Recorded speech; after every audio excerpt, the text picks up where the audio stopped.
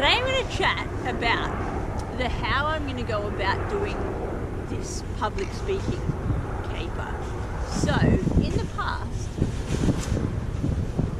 I think it's come down to the issues being a communications issue. So obviously my communication skills have been pretty well dormant, in which case, I mean, when you have a look at the human brain, it's about 2 fists for the average person in size. And to be honest with you, I think that for so long, I mean, I only read my first book when I was about 36, 37. And I guess like anything, I mean, obviously being an athlete, you know, the more that you work on muscles or, you know, that type of thing, obviously they grow. So if you're a runner, you're going to get, you know, you're going to work on your calf muscles.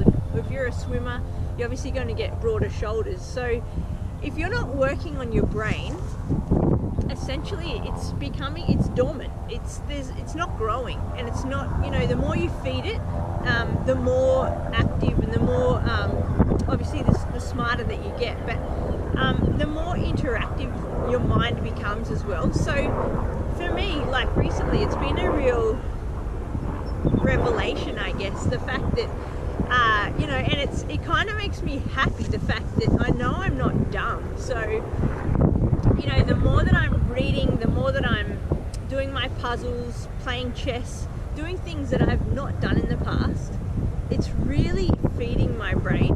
And it's obviously, you know, I think in the past I've only ever been running on one cylinder, which is 1 fist of the two parts of the brain, or maybe it was just only ever that size, I don't know, but it's certainly, the more I'm feeding it, the more, and I think as well too, your general overall happiness is definitely increased, because you know, like my thoughts are just, and the creativity that's coming to mind out of just, you know, reading and puzzles and books, and yeah, it's incredible. Like, I'm really enjoying it. And I guess in the past with the whole communication thing, it's been, you know, like, I guess I've been labelled, you know, the elephant in the room, or the square peg in the round hole, or, you know, acting or being a bit of a closed shop.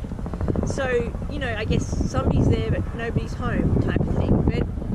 And I guess fair suck of the sad, like when I think back, and, you know, like, I guess I have been the kind of person that you don't want to be next to at dinner time, because, you know, like, I guess, you know, with the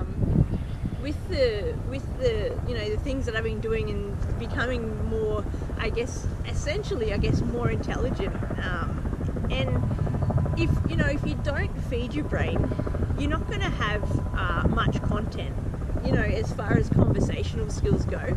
So the more and more that you recognize these type of things and, you know, improve yourself, you know, the more productive, I guess, and I guess exciting, and, you know, more, I guess, the more fulfilling that your life is, because you've got more going on up top, I guess.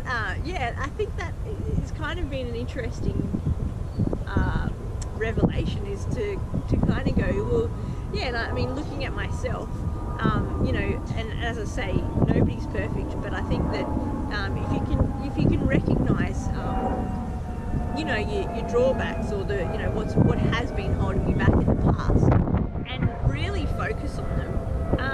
It's been really interesting. Like, I know that my conversational skills have come ahead in leaps and bounds, and just my general overall confidence. And I think that's been due to, yeah, having these talks, obviously, you know, and as I said at the start, you know, how am I going to go about it? So I guess that's the next step, is knowing how exactly I'm going to tackle this. So yeah, so obviously continuing the reading out aloud, that's definitely working. Every morning I do that, 10 pages, sometimes more, you know, depending on what I'm doing. But the other thing that's certainly helped as well with the conversational side of things is choosing random topics, and some topics might be, you know, topics that I'm comfortable talking about that I know a lot about, and some topics I've chosen, so I'll do one of each, and some topics will be topics that I'm not particularly, not that I'm not comfortable talking about, but that I probably don't have a lot of knowledge about. So you know, so some of the topics that I love talking about are obviously my passion. So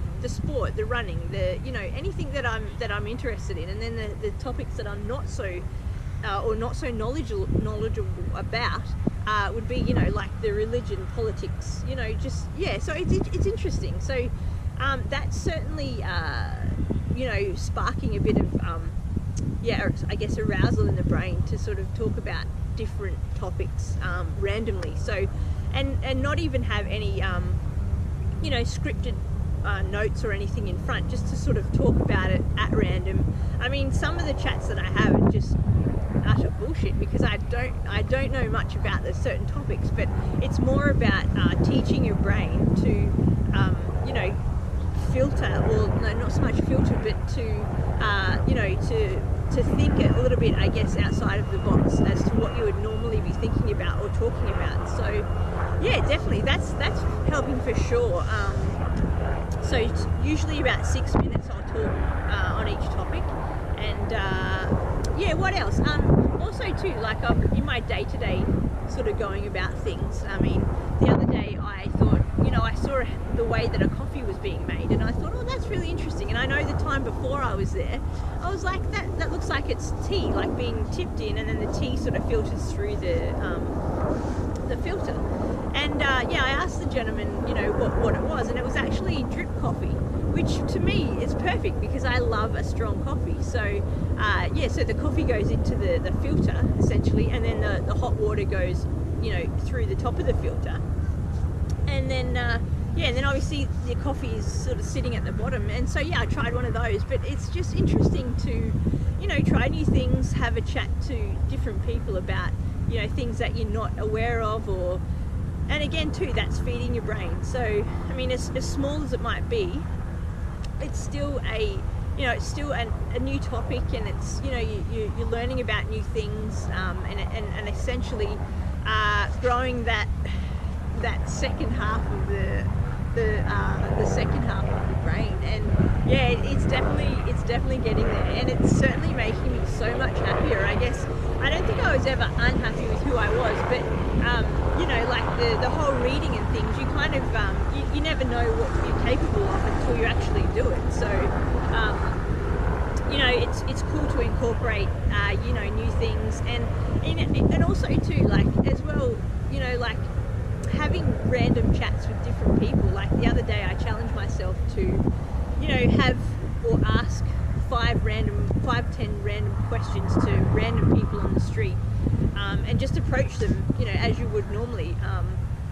And in the past that would be not too much such an issue, but I would probably my anxiety levels would be quite high doing that sort of thing, because it's outside of my comfort zone. But yeah, like I enjoyed it. It was cool. Like, and then just, you know, just random things like, you know, where's the subway station, or, you know, where's a certain park, or, you know, it's yeah, it's a good way to just, again, to just test yourself. So I'm definitely doing things like that as well to try and test myself. But yeah, yeah, another good chat.